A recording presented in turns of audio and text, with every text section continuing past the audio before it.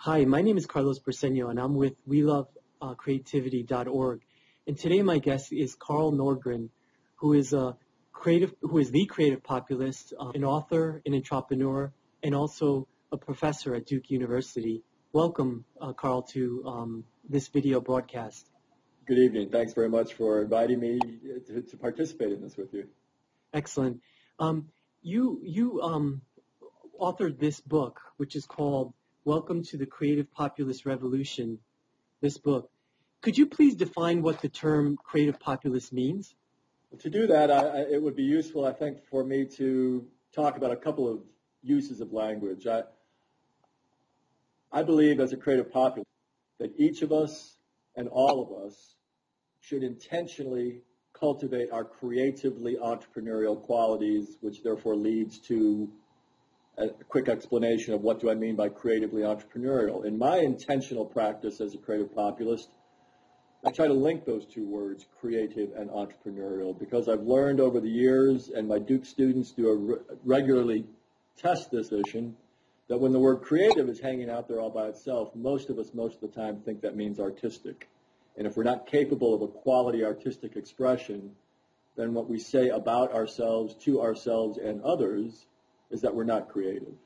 And the same holds true with the word entrepreneur, and it makes sense, right? We associate entrepreneur with somebody who has started a business.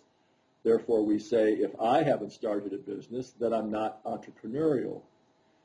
My view is that being creative and being entrepreneurial are the most important qualities that we can cultivate. And so I link those two words to give people a chance to reboot, to start all over again with a new story that allows themselves, in fact, to proclaim, in fact, to declare, in fact, to embrace that they are creatively entrepreneurial individuals. And so as a creative populist, I believe with wild optimism, with extraordinary optimism, I believe that each of us and all of us, with just a little bit of intentionality, will be delighted to discover not really quite how simple it is to grow this capacity, but really how easy it is.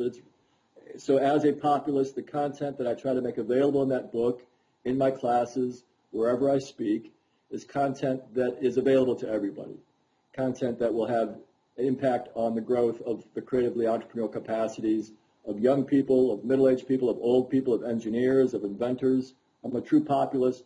The content that I've put my arms around is that content which I'm most confident will be most available to most of us. That's excellent. And now, in that first book, what was the main point that you were trying to bring about? Well, the main point is to make this declaration and to do it with maybe even some revolutionary language. Again, the title of the book is Welcome to the Creative Populist Revolution. It can't help but be revolutionary in its effect when increasingly large numbers of people embrace the truth that we are inherently creative. You know, we've been lying to ourselves in Western culture for centuries when we've delivered the story to ourselves and told it time and again that being creative is the privileged gift of a special few. It really isn't. It's as common as dirt. We're born with this creative capacity, all the more wonderful because it's as common as dirt. So the main point of the book was to declare with a little bit of revolutionary fervor that if enough of us were to embrace this truth about ourselves and act intentionally upon it, that we can have profound changes in how we not just renew our economy, which of course needs to happen. The economy hasn't recovered because it can't recover. It needs to be renewed. But not just our economy. Renew all of our institutions, our educational systems, the institutions that we established once upon a time to serve us, and we need to revisit how those institutions are being structured.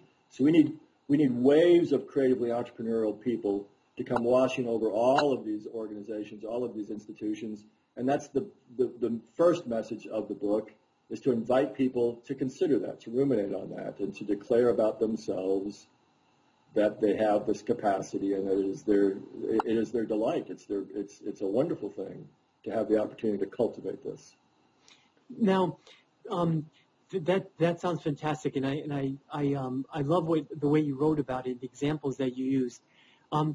But from what I understand in talking to you, there's going to be a sequel. Now, what's the next book going to be about? Well, the first book begins to suggest that I have become just totally captivated by the idea that the millennial generation would roughly be those who are somewhere in, 12, 13 years old to into their early 30s.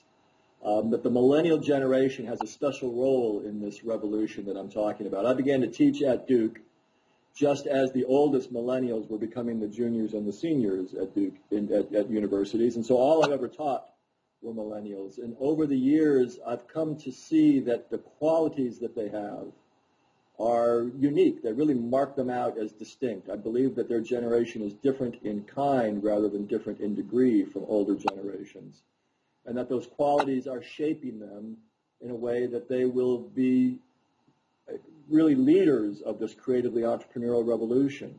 And so as I have become increasingly fascinated by bringing this message to the millennial generation, I focused it a little bit more still on high school students. My classes at Duke are mostly comprised of juniors and seniors. And as an entrepreneur, I'm a little bit embarrassed to admit that I had to hear so very often from my juniors and senior students, gee, I wish I had taken on this creatively entrepreneurial perspective during my first year of college. I would have gotten so much more out of my college experience. And as I say, it's a little embarrassing to acknowledge how frequently I had to hear that before I finally heard that, before I finally realized that there was something there.